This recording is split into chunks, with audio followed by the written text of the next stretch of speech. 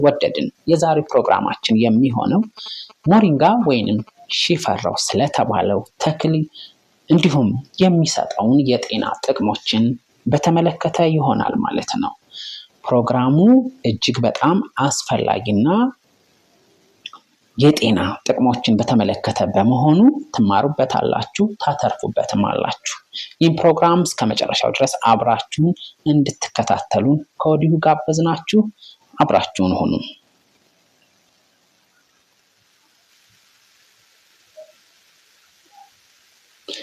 ሞሪንጋ ወይንም ሽፈራው በተለያዩ የሀገራችን ክፍል በተለይም ደግሞ በኢትዮጵያ ደቡባዊ ክፍል በስፋት እንደሚገኝ ይነገርለታል። በአዲስ አበባና በተለያዩ ክልሎችም የሚታወቅ ቢሆንም የመጠቀም አቅማችን ግን በጣም አነሳ ነው ማለት ነው።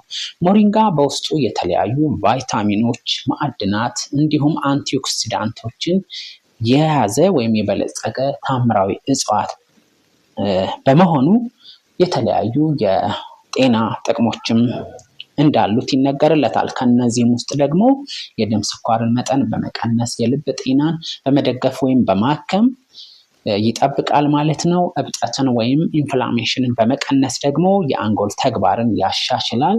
እንዲሁም ሌሎች ከፍተኛ የሆኑ የጤና ጥቅሞችም እንዳሉት የተለያዩ ሳይንሳዊ ጥናቶች እየተናገሩለት ይገኛል ማለት ነው።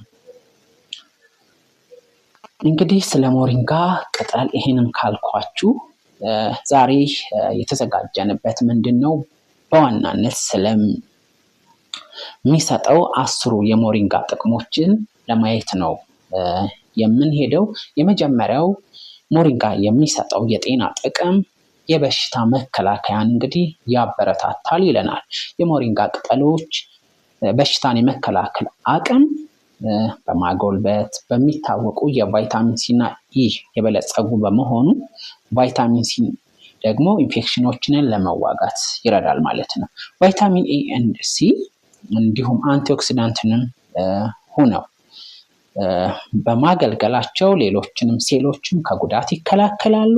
አጠቃላይ ደግሞ የመከላከያ ተግባራትን ያሳድጋሉ ማለት ነው። በመቀጠል ደግሞ በጸረ ሙቀት አሟቂዎች የበለጸገ ነው ይለናል። ይህ እንግዲህ ሞሪንጋ እንደ ኩርሲቲኒን፣ ክሎሮጀኒክ አሲድ፣ ቤታ ካሮቲን ጨምሮ በርካታ ኃይለኛ የሆኑ አንቲኦክሲዳንትን በውስጡ በመያዙ እነዚህ ውህዶች ደግሞ በሰውነታችን ውስጥ የሚገኙትን ልክ እንደ ፍሪ ራዲካልስ ገለልተኛነት በመሆን ያግዛሉ። የኦክሳይድ ጭንቀትንም ደግሞ ይቀንሳሉ። ይህም እንደ ልብ ህመም እና ካንሰር ያሉ ስር የሰደዱ በሽታዎችን ደግሞ የመጋለጥ እድላቸውን ይቀንሳል ማለት ነው። በመቀጠል ጸረ ተላላፊ የሆኑ ንብረቶች፣ ይህም ሲባል ስር የሰደዱ እብጠት እንደ የአርትራይተስ፣ የስኳር በሽታና የልብ ደም ቧንቧ በሽታዎችን ጨምሮ ከብዙ ችግሮች ጋር የተያያዘ እንደ አይሶኬኔትስ፣ ኮርሰተን፣ ክሎሮጀኒክ አሲድ ያሉ የሞሪንጋ ጸረ ብግነት ውህዶችን እብጠትን ለመቀነስ የእነዚህን ምልክቶች ደግሞ ለማስታገስ ይረዳል ማለት ነው። ሌላው ከሚሰጠው የጤና ጥቅም ደግሞ የልብ ጤናን ይደግፋል ማለት ነው። ሞሪንጋ የኮሌስትሮል ቅነሳ ተጽዕኖ እንዳለው በመረጋገጡ ይህም የልብ ህመም ተጋላጭነትን ይቀንሳል።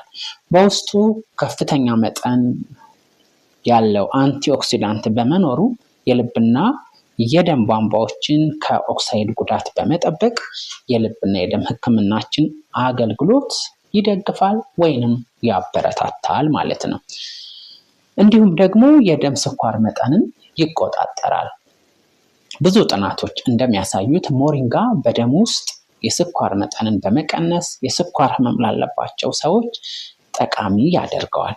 እጽዋቱ ጸረ የስኳር በሽታ ተጽዕኖ ያላቸውን እንዲሁም ደግሞ የደም ውስጥ የግሉኮስ መጠንን ለመቆጣጠር የሚረዱ እንደ አይሶኬኔትስ የሚባሉ ውህዶችን በውስጡ በመያዙ የደም ስኳር መጠንን እንዲቆጣጠር ያስችላል ማለት ነው። በተጨማሪም የምግብ መፈጨት ጤናንም ይጨምራል። በሞሪንጋ ውስጥ ያለው ከፍተኛ የፋይበር መጠን ለምግብ መፈጨት ይረዳል ማለት ነው። እንዲሁም ደግሞ የሆድ ድርቀትንም ይከላከላል። በተጨማሪም ጸረ ብግነት ባህሪያቱ የምግብ መፍጫ ስርዓቱን ለማስታገስ የጨጓራና ትራክት መታወክ ያሉ ምልክቶችንም ይቀንሳል። ሌላው የደም ማነስንም ይከላከላል ወይንም ይዋጋል። ሞሪንጋ ቀይ የደም ሴሎችን ለማምረትና የደም ማነስን ለመከላከል ወሳኝ የሆነ እጅግ በጣም ጥሩ የሚባሉ እንግዲህ ማዕድናቶችን በውስጡ ይዟል። ከነዚህም ውስጥ አንዱ ብረት ወይም አይረን የምንለው ሲሆን ሞሪንጋ መጠቀም የሂሞግሎቢን መጠንን በመጨመርና አጠቃላይ የደም ጤናን በማሻሻል ከፍተኛ አስተዋጽኦ አለው። ሌላው አጥንትን ያጠነክራል።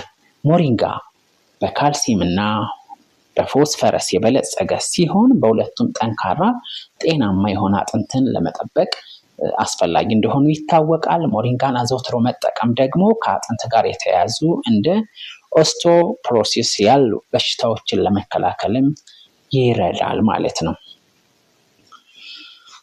ሌላው የሞሪንጋ ጠቀሜታ ጸረ ተባይና ጸረ ባክቴሪያ ባህሪያትም በውስጡ ይዟል። ይህም ሲባል ሞሪንጋ ጸረ ተዋሲያንና ጸረ ባክቴሪያን ባህሪያት ስላለው የተለያዩ የባክቴሪያ የፈንገስና የቫይረስ ኢንፌክሽኖችንም ውጤታማ ያደርገዋል ማለት ነው። የዚህ ውህዶች በሽታ አምጪ ተዋሲያን እድገትን ለመግታት የሰውነት መከላከያ ዘዴዎችንም ይደግፋል።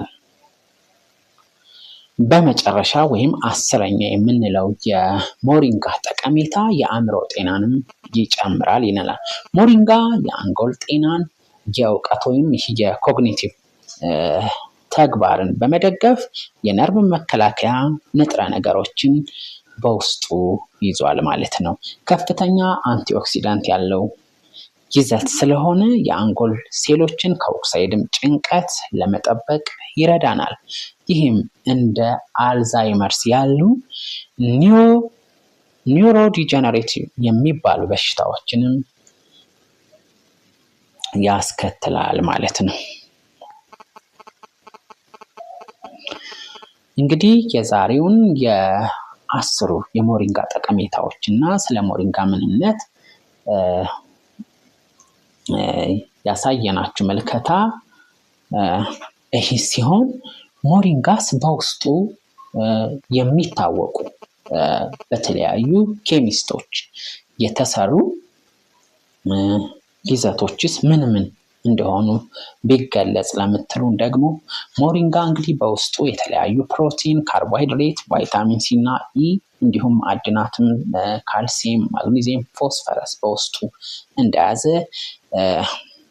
እንዲሁም የአንቲኦክሲዳንትን ባህሪ ያላቸውን ንጥረ ነገሮች እንደያዘ በሰፊው ተገልጿል ማለት ነው።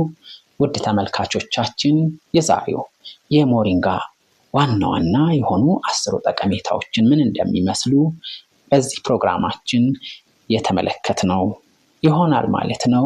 ለምትሰጡን ገንቢ የሆነ ሀሳብ ስለምታበረታቱን እጅግ እያመሰገንን ሌሎችም ተጨማሪ ሀሳቦችን እንድትሰጡን በቀጣይ ደግሞ ስለ ሞሪንጋ አጠቃቀም በምን መልኩ ብንጠቀም የሚለውን ዝግጅት ወደ እናንተ የምናቀርብ ይሆናል። አብራችሁን ስለነበራችሁ እጅግ ከልብ እናመሰግናለን። የፕሮግራሙ አዘጋጅና አቅራቢ መዝገቡ ውጪ ነበርኩኝ። መልካም